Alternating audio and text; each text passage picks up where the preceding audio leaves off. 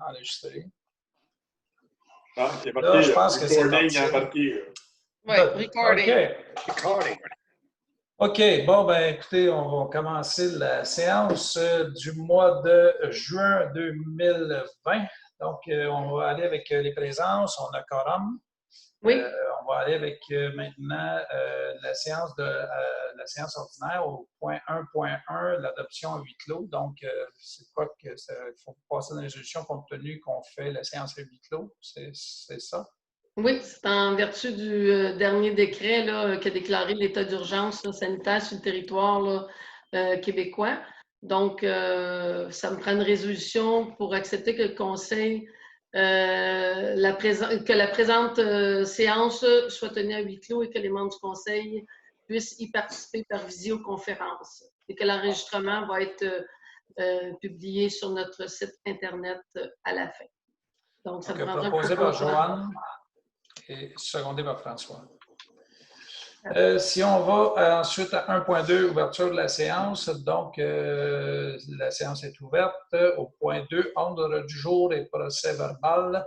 Donc, il y aurait l'adoption de l'ordre du jour avec les ajouts, là, les 3 points le point 10.1, ratification des mesures de déconfinement mises en place relativement à la pandémie. 10.2, chemin Fontaine, mandat à l'ingénieur pour le changement d'un ponceau. Et 10.3, mandat à un biologiste pour la détermination des milieux humides dans le développement domiciliaire.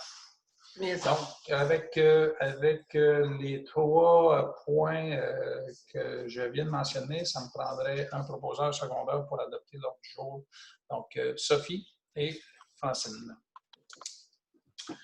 Au point 2.2, adoption du procès verbal du mois de mai 2020. Donc, ça me prendrait un proposeur secondaire. Donc, Christian, François. La période de questions, je n'ai pas reçu de questions par courriel non plus, rien. OK. Correspondance, bon, vous avez pris connaissance des correspondances. On va en faire un tour rapide. Là. La première correspondance nous vient de Nespresso pour dire que, oui, les capsules sont composées d'aluminium qui disent qu'il est un matériel recyclable à l'infini. Nespresso Canada a conclu une entente de partenariat avec Sany Eco. Et ils vont pouvoir récupérer les capsules via le système de collecte sélective. Ça, ils le font depuis le 11 de mai. On dit que les capsules utilisées, de les mettre dans un sac vert entièrement recyclable qui est fourni par Nespresso Canada, puis de les mettre dans le bac de recyclage à la maison. Il y a 450 municipalités à date qui font ça depuis 2016, depuis que ça a été mis en place, puis on dit que ça rencontre un franc succès. Donc, si jamais il y a des personnes dans la municipalité qui utilisent des cups à café Nespresso, ben on vous invite à faire de même, puis les mettre dans le bac de recyclage pour qu'ils soient récupérés. Ça va-tu être mis dans Joachimien? Oui, éventuellement, on va s'organiser pour que ça apparaisse dans le message. Si on y va avec la deuxième correspondance qui nous vient du fonds d'aide qui a été attribué à 40 entrepreneurs de la MRC, là, donc c'est pas près, c'est 1 100 000 qui a été octroyé, donc c'est des prêts qui sont de 50 000, qui sont de montant inférieur à 50 000 avec des taux d'intérêt de 3 la Haute-Yamaska a quand même été rapide et diligente afin de rendre accessible l'argent rapidement aux petites et moyennes entreprises. Puis, depuis en procédant par l'appel de projet, la MRC s'est assurée d'être le plus juste possible dans l'octroi des aides financières. Donc, ce n'est même pas des gens des personnes qui siègent au Conseil des maires qui ont fait la sélection des entreprises pour lesquelles l'argent n'était pas distribué. Ça a été fait par un comité qui était en lien direct avec le milieu entrepreneurial de la Haute-Yamaska. On va avec le point suivant qui nous vient de la MRC, qui est en lien avec Cartier. Donc, on nous dit qu'on est prêt pour la saison estivale, que la MRC de la Haute-Yamaska annonçait le 15 mai l'ouverture du réseau cyclable. On dit quand même de respecter les normes de distanciation sociale de 2 mètres, Puis que c'est sûr qu'il y a des secteurs qui étaient très achalandés avant l'ouverture, mais qu'à cette heure, maintenant que la piste est ouverte, ça va donner la chance au monde de profiter des loisirs d'été. La lettre suivante nous vient de Transport Québec qui nous dit qu'actuellement, la direction régionale de l'Estrie ne prévoit pas, ça c'est encore une fois une lettre qui nous a été envoyée le 15 mai, qui ne prévoyait pas de modification dans sa programmation qui avait été annoncée en février dernier. Et on nous envoie aussi le document avec les travaux qui sont prévus pour les 2 prochaines années. Donc en 2020, il n'y a pas de travaux sur le territoire de Saint-Joachim. Mais en 2021, il y a une partie de la route 243 qui va être faite de Warden jusqu'à la limite de Saint-Joachim, donc jusqu'au tourbillon, l'ancien tourbillon. Puis, il va aussi y avoir les feux la construction de feux clignotants et d'ajout d'arrêt de toute direction au coin de la 241 puis du 8e rang. Ah oui. En 2021? Ouais. Ils sont pressés, hein? Au moins. Hey, oui. ça fera pas long. Ça s'en vient. Ça va vite. Tout est relatif. Hein? Oui, on l'a demandé l'année passée. Tout est relatif. La prochaine correspondance nous vient du ministre François Bonnardel, dire comme quoi qu'il confirme des investissements de record de 3,2 milliards, qu'il va y avoir 2000 chantiers qui vont être faits un peu partout sur le territoire du Québec. Là, puis ça va permettre de remettre les routes en bon état dans plusieurs cas. Puis on parle comme quoi que ça va être un facteur justement là, pour aider à relancer l'économie dans nos régions. La correspondance suivante nous vient de CETI, qui est en lien avec la tourbière de Saint-Joachim, puis dans laquelle on dit qu'ils ont fait des découvertes surprenantes. On dit que l'écosystème CETI a un partenaire qui se trouve avec les araignées, parce qu'on dit que les araignées sont d'excellents bio-indicateurs de la vitalité d'un milieu naturel, particulièrement des tourbières. Il y a 66 espèces d'araignées dans notre tourbière. Puis on dit que les échantillons ont permis des découvertes de nouvelles espèces inconnues de la science. Puis on a identifié aussi une espèce, la femelle d'une espèce qui était une première au Canada, ainsi que la présence de 5 espèces rarement récoltées. Puis il termine en disant que la tourbière de Saint-Joachim rend de grands services écologiques grâce à la capture de gaz carbonique, la recharge de la nappe phréatique, la filtration des eaux, l'habitat exceptionnel d'espèces floristiques et fauniques. Donc on peut se considérer chanceux d'avoir cette belle espèce-là, cette belle zone humide-là chez nous qui est la tourbière. La prochaine lettre nous vient du ministère de la Sécurité publique. On nous parle des préparations aux feux, aux incendies de forêt pour le 2020. Là, on dit qu'en date du 19 mai, il y avait déjà eu 203 incendies de forêt qui avaient été recensés. Puis, c'est sûr que là, le gouvernement interdit les feux à ciel ouvert, là, justement, compte tenu là, de la capacité opérationnelle de Sorfeu et des autorités locales. Je pense que ça a été modifié depuis. Je pense qu'on autorise. Est-ce qu'on autorise maintenant les feux à ciel ouvert? Oui, depuis le début de la semaine ou à la fin de la semaine passée, depuis jeudi passé. Depuis que les campings sont ouverts. Oui, à peu près.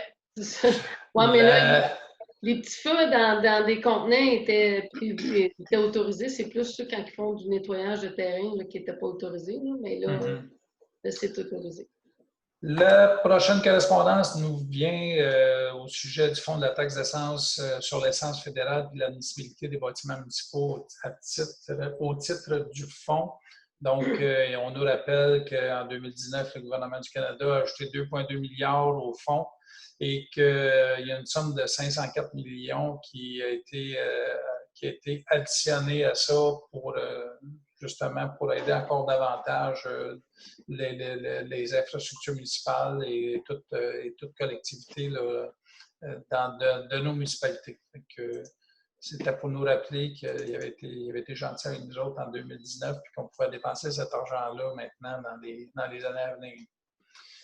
Sport et loisirs Montérégie vont faire ils font une tournée des inventaires régionales des infrastructures de loisirs. Donc, on nous dit que cette année, notre municipalité a été choisie pour faire la partie de la phase 6 de la tournée des inventaires des infrastructures de loisirs. Les autres, ce qu'ils vont faire, ils vont les inventorier, ils vont en décrire les caractéristiques dans le but de tenir puis mettre à jour un portrait régional complet. Et que la dernière fois que la municipalité a été visitée, c'est en 2015. Puis on nous rappelle que cette opération est complètement gratuite. Si on va à la suivante, la direction, encore une fois, du ministère de la Sécurité publique, la direction de l'organisation policière, le montant dû pour le paiement des services de la Sûreté du Québec, en principe, était dû pour le 30 juin et le 31 octobre. Puis on nous dit que les paiements peuvent être reportés au 30 septembre et le 1er décembre, là, en lien avec les événements de la COVID. Là. Ils sont prêts à avoir cette latitude-là, mais on nous rappelle que c'est uniquement pour une année. Le point suivant, c'est l'Association cycliste Drummond Foster qui nous annonce les assemblées générales annuelles qui vont avoir lieu le 15 juin en visioconférence. L'avant-dernier, c'est les camps de jour. Là, on nous dit à Waterloo que les camps de jour vont avoir lieu. Ils vont durer 7 semaines et que la municipalité, à titre de partenaire, nos citoyens qui veulent y participer sont les bienvenus. Les coûts sont de 180 $ par semaine par enfant. Eux veulent avoir un maximum de 44 enfants par semaine. Donc, si jamais ce maximum-là est atteint, avant que nos enfants s'inscrivent, c'est bien triste, mais ils n'auront pas l'opportunité de pouvoir s'inscrire. Puis, c'est les premiers arrivés, premiers servis. Donc, je ne sais pas si c'est 44 personnes de Saint-Joachim qui sont les premiers, s'ils vont toutes les prendre. Pas sûr. Pas sûr. Et la dernière correspondance nous vient du cabinet du ministre de la Famille. C'est une annonce qui a été faite cette semaine, comme quoi que les 39 places, dont 5 pour Poupon, le ministère nous octroie au CPE Rayon du Soleil un montant de 628 000 $ pour sa nouvelle installation chez nous. C'est sûr que ça fait déjà plusieurs années. Les places ont été octroyées il y a 7 ans déjà, je crois en 2013. Puis le ministre de la Famille, il dit qu'il comprend, il a donc compris, puis en allégeant les conditions de financement pourvu que ces places qui dorment sur des tablettes voient le jour dans un délai de 24 mois. Fait qu'on s'attend à ce qu'éventuellement la nouvelle CPE, au plus tard dans 2 ans, soit en place, mais c'est sûr qu'il va y avoir les normes administratives qui vont faire en sorte que ça va jouer dans le délai d'ouverture de cette CPE-là. C'est un dossier que j'avais beaucoup à cœur, puis que vous autres aussi, qu'on espérait que ça aboutisse, puis là, ça aboutit, puis que tant mieux. Je pense que pour nos familles, nos jeunes familles, ça aurait été le fun que ça soit là le 7 ans, mais ils continuent d'avoir les enfants, puis moi, on continue d'en faire. Si on va au point 5, finance, 5.1 rapport de la secrétaire trésorière pour mai 2020. Donc, le montant total pour le mois de mai est de 2732,12 en lien avec la liste qui vous a été soumise. Donc, ça me prendrait un proposeur, un secondaire pour la liste. Donc, Christian et Joanne. On va au rapport de l'inspecteur municipal pour 2020, mai 2020. Donc, on voit les dépenses qui étaient faites au cours du mois pour un total de 12 136,27. Ça me prendrait un proposeur secondaire, donc François et Francine. 5.3, présentation du rapport du maire. Donc, toutes les années, c'est ainsi l'année, il faut faire la présentation du rapport du maire sur l'année financière précédente. Donc, je vais vous en faire une lecture brève et aussi un résumé du document qui va être envoyé ensuite de ça à tous les résidents de la municipalité.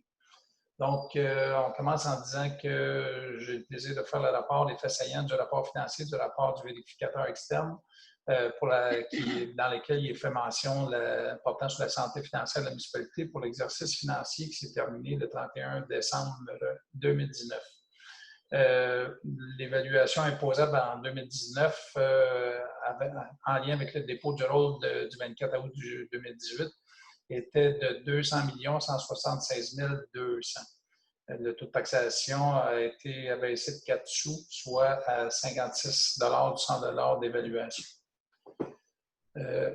Si on regarde les revenus de fonctionnement, dans le fond, c'est toute taxe foncière, ordures, recyclage, fosse septique, compensation du gouvernement, autres recettes de sources locales, des transferts divers. On en avait pour 1 780 548. Et les dépenses de fonctionnement, donc tout ce qui est en lien avec l'administration générale, la sécurité publique, le transport, l'hygiène du milieu, l'urbanisme et le développement, loisirs et culture, les frais de financement et fonds de dépenses en immobilisation, on avait pour 1 734 969. Donc, tout ça a créé un excédent avant les conciliations des fins fiscales d'un montant de 45 579.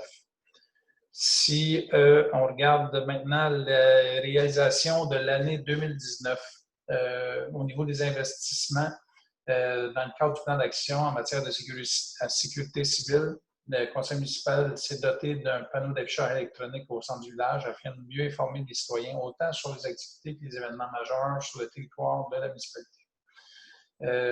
Il y a 2 bornes de recharge électrique qui ont également été installées sur le terrain de la coop au cœur du village afin d'offrir des services aux passants ainsi qu'à nos citoyens. Au niveau des travaux de la voirie, au cours de l'année, on a maintenu les travaux d'entretien pour nos chemins municipaux, puis il y a quelques ponceaux qui ont été changés de rechargement qui étaient effectués dans la partie du premier renvoi, c'est de la rue de la Terre. À l'automne 2019, au niveau des loisirs, la municipalité a répondu à la demande des jeunes par l'installation de modules de skatepark sur la patinoire afin qu'ils puissent s'amuser et dépenser de l'énergie. Nous constatons avec grand plaisir que les installations du parc municipal sont de plus en plus utilisées par nos citoyens. Le conseil municipal désire poursuivre l'aménagement du terrain des loisirs afin de continuer à vous offrir des infrastructures correspondant à vos attentes. Puis on termine le compte rendu en disant que notre municipalité est citée comme exemple de communauté qui se prend en main. Puis je désire saluer tous les bénévoles pour leur implication qui contribue à l'avancement de notre communauté. Donc, c'était le rapport du maire en lien avec l'année 2019. On va à 5.4, publication du rapport du maire. Donc, ce document-là va être envoyé aux citoyens. Donc, ça prendrait un proposant secondaire pour en faire pour l'adopter et l'envoyer aux citoyens. Donc, Christian et Sophie. Juste vous mentionner que par rapport à la COVID-19 aussi, le fait que les citoyens ne peuvent pas assister à la séance vu qu'elle est tenue à huis clos, on doit mentionner dans notre résolution qu'on va donner une période de 15 jours suivant la publication du rapport qui va être sur notre site Internet pour que les citoyens puissent soumettre leurs questions ou leurs commentaires par courriel et que les réponses seront données lors de la séance subséquente. Il nous mentionnait d'inclure ça dans notre résolution là, pour répondre aux gens qui auraient des questions. Donc, vous m'avez dit, Christian, qui l'autre? Sophie. Sophie. On va maintenant au point 5.5, paiement de la retenue, comme à toutes les fins de contrat d'hiver pour la saison 2019-2020. Il faut attendre et être sûr que tout le monde a reçu comme quoi que tous les panneaux, tout ce qui pouvait avoir été endommagé par l'ouvreur de chemin d'hiver pendant le contrat de déneigement, que tout est conforme, tout a été remis en état. Donc, le rapport qu'on a, c'est qu'effectivement, il n'y avait rien qui avait été brisé cet hiver. Donc, on sera à même de faire le paiement de la retenue qui est gardée justement en lien avec, afin de s'assurer que tout ça soit fait de bonne façon pour répondre aux attentes de la municipalité. Donc, ça va me prendre un propos là, secondaire. François, Joanne. 6 points autorisation des comptes à payer pour juin 2020. Donc, la liste des comptes, vous avez la liste des comptes qui est de 269 762 et 66. Je ne sais pas si vous avez des questions par rapport à la liste des comptes. Sinon, Ça me prendrait un proposeur secondaire pour l'adopter. Donc, Francine et Sophie. 6.2, suivi de la coop au cœur du village. Donc, c'est le suivi mensuel là, qui est en lien avec les revenus dépenses qui couvrent jusqu'à la fin d'avril. Donc, si on regarde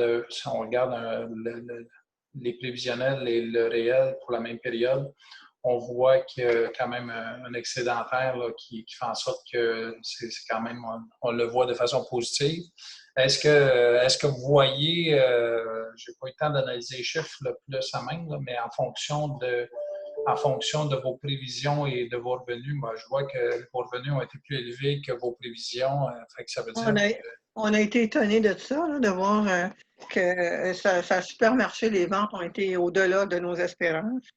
Fait que maintenant, il y a des dépenses sur le bâtiment qui sont à venir, qui vont probablement venir gruger là, ce qu'on a en avant, mais parce qu'il a fallu faire faire la hotte de la cuisine. Oui, c'est ça. Compte tenu des assurances, là, fait que c'est un bon 15 à 18 000 qui va partir dans ce dossier-là de réparation. Puis là, on est en train, on regarde là, pour la peinture du bâtiment, qu'on n'a pas fait faire, mais en tout cas, on a des questions là, qu'on se repose là-dessus sur la peinture du bâtiment. Là, parce qu'on voulait la faire par des bénévoles. Puis si on est considéré comme un OBNL, on pourrait. Fait que il y a on est assis entre deux chaises, on est une courbe de solidarité. Sur certains dossiers, comme on ne donne pas de ristourne à nos membres, puis comme on ne paye pas d'impôts, on est considéré à certains niveaux comme une OBNL, donc on peut avoir des subventions du gouvernement fédéral, tout ça. Mais c'est tout le temps du cas par cas. Fait que là, ce qui a été proposé, c'est que on monte un dossier et qu'on demande à la Sécu qui nous donne la permission qu'on fasse faire la peinture de bâtiment par des bénévoles. Il paraît que si on montait un dossier, probablement que ça se pourrait. Fait que au lieu qu'on joue safe, au lieu qu'on le fasse faire, qu'on ait des pénalités ou des. J'ai regardé dans la jurisprudence, puis il y a des cas où ça avait coûté 3 800 à une coopérative d'amende, mais des fois, ça vaut peut-être la peine de payer l'amende. Puis mais on peut pas, c'est touché. Fait qu'en tout cas, ça, c'est un dossier qui va aller, qu'on va rediscuter ensemble, qu'on va vous consulter là, avant d'aller de l'avant. Mais c'est sûr que financièrement, les travaux qu'on a à faire parce qu'il y a des choses qui brisent là. Ça commence à briser là, à la coop. Fait qu'on a de la réparation. Fait que probablement qu'on devrait arriver à la fin. Moi, j'espère qu'on va arriver correct à la fin de l'année. Parce que là, à date, on n'a pas payé à cause de la COVID, puis ça, on n'a pas engagé personne pour faire des travaux. J'espère qu'on va arriver correct. Là, super. Ben, au moins, on voit que le monde a été faire des achats en grand nombre pendant le mois d'avril. C'est super. C'est incroyable. Incroyable. Ça court les chances de créer des habitudes qui vont faire en sorte que le monde va peut-être continuer après ça. C'est partout pareil. Les achats locaux, c'est partout pareil dans tout. Ouais, les choses locales marchent beaucoup, puis ça fonctionne beaucoup, peu importe. Il manque des fruits, il manque des légumes partout. Ouais. Le local marche beaucoup. Bonne chose. Il faut que ça reste. Là. Ouais. Ça fait longtemps qu'il en parlait. Ça prenait une affaire de même pour que le monde comprenne un peu l'acheter local. Mais ça va, c'est ça. Si ça reste après, ça, c'est quand même positif parce que là, on voit notre dépendance aux produits. Hein. Tout ce qui est chez nous, ben, il n'y a pas de danger qu'on se fasse dire qu'on ne peut pas les avoir. Fait que, sont à nous autres. OK. Ben, écoute, je trouve ça super, puis ben, content de voir que c'est positif, puis on va souhaiter que ça continue, que le monde continue de venir au dépanneur puis au restaurant quand ça va rouvrir. On sait à cette heure qu'ils vont pouvoir rouvrir en plus, là, fait qu'eux autres aussi doivent être contents. Là, la terrasse va pouvoir être servie. Là. Ce qu'on disait, là, ça peut être une façon d'agrandir le restaurant pour cet été. Fait que, Mais il n'ouvre pas, hein? Non, c'est ça. Je ne sais pas. Là. Non, il n'ouvre pas. C'est ce qu'on a su ce matin, là. Pas pour le OK. 15 juin, en tout cas. Non, mais c'est ça. Peut-être pas à court terme, éventuellement. Peut-être, là. On suivra ça de près. On y va au point 6.3, entente avec la commission scolaire Val-des-Serres. C'est dans le but de faire l'entente pour les 3 prochaines années afin de justement qu'on fasse l'entretien du gazon de l'école centrale. Fait que pour un montant annuel là, qui est de 952,47. Donc, c'est un peu plus haut que ce qu'on avait. C'était majoré là, par rapport au dernier contrat qu'on avait eu, France. Oui, c'était majoré de 2 %. Puis dans l'entente qui est proposée, bon, ben pour 2020, comme le montant que vous avez dit de 952,47. Puis 2021, ce serait 971,52. Puis 2022, 990,93. On a maintenu la même chose que les années précédentes, une augmentation annuelle de 2 Okay. Donc, ça prendrait un proposeur secondaire qui en fait la proposition. Donc, Francine, Sophie. Si on va ensuite à l'école centrale, au 6.4, l'école centrale internationale demande financière pour location d'un chapiteau. Donc, compte tenu de ce qu'on a eu comme contrainte, qu'eux ont eu comme contrainte au niveau du COVID, puis essayer de faire les choses pour être capable de modifier un peu l'enseignement compte tenu justement de tout ce qu'il y avait comme contrainte. Là. Ils ont demandé de voir si c'était possible que la municipalité finance l'installation d'un chapiteau pour les 4 semaines qui restaient pour terminer l'année. Donc, c'est pour un montant total de 1 600 $. Fait que ce serait pour approuver et adopter une résolution qui fait en sorte que la municipalité s'engage à couvrir les dépenses causées par la location de ce chapiteau. Donc, qui est prêt à en faire la proposition? Donc, Sophie, Joanne et François. 6.5, cours d'eau 2020, estimation des coûts. Le cours d'eau sans nom situé sur le 2e rang est. Donc, ce serait pour approuver le paiement des coûts engendrés par le reprofilage du fossé, pas du fossé, mais du cours d'eau dans le 2e rang est.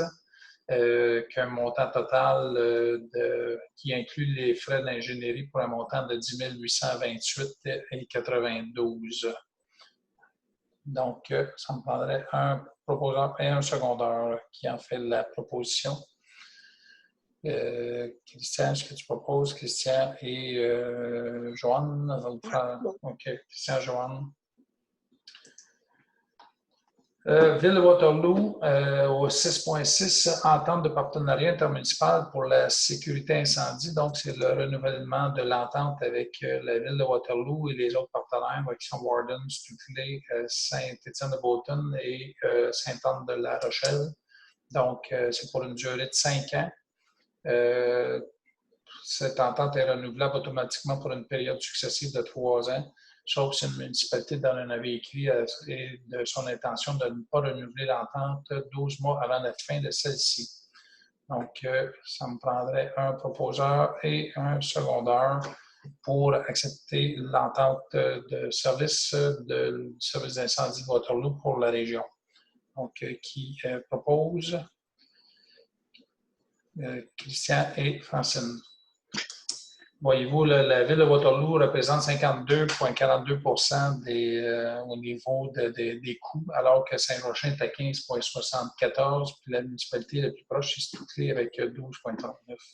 Les autres sont à 8,18, 7,01 pour Sainte-Anne, puis 4,26 pour Warden du montant des dépenses. En 6,7... Excusez-moi, M. le maire. Il faut aussi, dans la même résolution, parce qu'à l'article 6, il demande à ce que chaque municipalité soit représentée par un délégué dûment mandaté par le conseil municipal. Je sais que les années antérieures, c'était M. Pierre Daigle qui était mandaté. Est-ce que je maintiens M. Daigle ou si on... quelqu'un d'autre soit intéressé, on peut renommer Pierre Daigle. Si éventuellement Pierre ne peut pas y aller, de toute façon, moi, je peux y aller ou toi. C'est ça. OK. Ben, Je suis certain que Pierre, ça va lui faire plaisir. Oh oui, il aime ça. Ouais. Donc, tu proposes Pierre? Oui, je propose Qui Pierre. seconde? Joanne. Les absents au tard, qu'ils disent. ça, c'est dans la même résolution là, que l'acceptation de la signature. Là. OK, c'est dans la même résolution. OK. Ouais, C'est moi qui avais proposé. J'avais Francine et Christian, mais C'est ça. là. OK, ben prends les mêmes. Francine et Christian. Oui, prends les mêmes. C'est la même résolution. Là, en autorisant la signature, je mentionne aussi que ce serait M. Daigle qui va agir en tant que représentant. Et en cas d'absence, ce sera soit M. le maire ou la directrice. C'est correct? Oui. Ben l'allure. 6.7 formation DG. Donc, cette année, au lieu d'avoir le congrès annuel, les DG vont avoir des formations web qui vont pouvoir avoir l'opportunité de suivre des formations qui sont en lien avec les priorités et les préoccupations. Là. Donc, c'était pour, on voit la programmation. Est-ce que le coût était de... C'est 375 pour les membres de l'ADMQ. Oui, donc, c'est ça dans le but d'autoriser la directrice générale à faire l'achat pour le forfait de 9 webinaires. Donc, ça prendrait un proposeur et un secondaire proposé par Sophie et secondé par François. Ça a l'air de tenter. Je vais y aller avec François. Donc, si on y va avec le point suivant, qui est le 6.8, avis de fermeture des bureaux administratifs de cet été. Donc, les bureaux administratifs seraient fermés du 20 juillet au 7 août. Et ils seront ouverts à compter du 10 août. Donc, ça prendrait un proposeur secondaire pour permettre d'adopter la période des vacances de cet été. Donc, qui en fait la proposition? Sophie et François. Le point suivant, 7, rapport administratif, 7.1, rapport verbaux écrits, 7.1.1, rapport de la secrétaire trésorière. Oui, bon, c'est des décisions au niveau de la CPTAQ. La première décision nous vient suite à la demande de M. Bertrand Ostigui, qui s'adresse à la CPTAQ pour utilisation de fins autres qu'agricoles, soit pour de sa gravière sablière, pour une superficie de 17,3 hectares. La demande vise en fait la poursuite sur une superficie moindre de l'exploitation ayant déjà eu une autorisation préalablement. L'autorisation sollicitée était pour une période de 10 ans. Par contre, la CPTAQ accepte la demande de Bertrand Ostigui, à l'exception que ça va être pour 5 ans et non pour 10 ans. Il autorise l'exploitation. Puis là, il y a un paquet de conditions, là, entre autres un dépôt de garantie de 135 600 qu'ils doivent déposer et un paquet d'autres choses, un paquet de documents. Et un coup qu'ils ont tout ça, ils vont accepter la demande, comme je vous disais, mais pour 5 ans. L'autre décision qui nous vient de la CPTAQ, c'est une demande de ferme Gilles et Daniel Fontaine. Eux aussi, c'était pour une utilisation de fins autres qu'agricoles. Eux autres, c'est pour l'extraction de galets. La demande vise en fait la poursuite de l'exploitation ayant fait l'objet d'une autorisation antérieure. La demande sollicitée est pour 5 ans. Et la CPTAQ accepte pour le 5 ans que ferme Gilles et Daniel Fontaine poursuivent l'extraction de galets. C'est sur une superficie de 1,42 hectares avec un dépôt de garantie de 16 800. C'est tout pour mes rapports au niveau de la CPTAQ. OK. 7.1.2, le rapport de l'inspecteur municipal en voirie et environnement. Donc, c'est un dépôt. Oui. 7.1.3, protection incendie et ou Sûreté du Québec, c'est en lien avec le renouvellement de l'entente qu'on a parlé tantôt. C'est en lien avec une réunion qu'il y a eu, justement en lien avec ce document-là de renouvellement d'entente de partenariat. On y va en 8, voirie municipale 8.1, offre de service 2020-03, travaux de remplacement des ponceaux dans le 3e rang, dans le cadre du RIRL. Donc, si on regarde les soumissionnaires qui ont déposé aujourd'hui, pour lesquels on a le plus bas soumissionnaire qui se trouve à être Gestimaction, pour un montant avant taxe de 258 349,65 $. Il faudrait adopter une résolution pour justement mandater cette firme-là pour faire les travaux dans le 3e rang, donc pour changer les 2 ponceaux.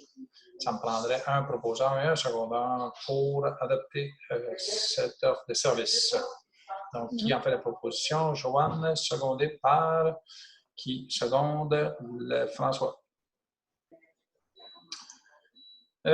Ensuite, 8.2, entente de location temporaire d'un terrain avec les firmes Parent-Bourgard Inc. dans le cadre du programme IRL dans le 3e rang ouest.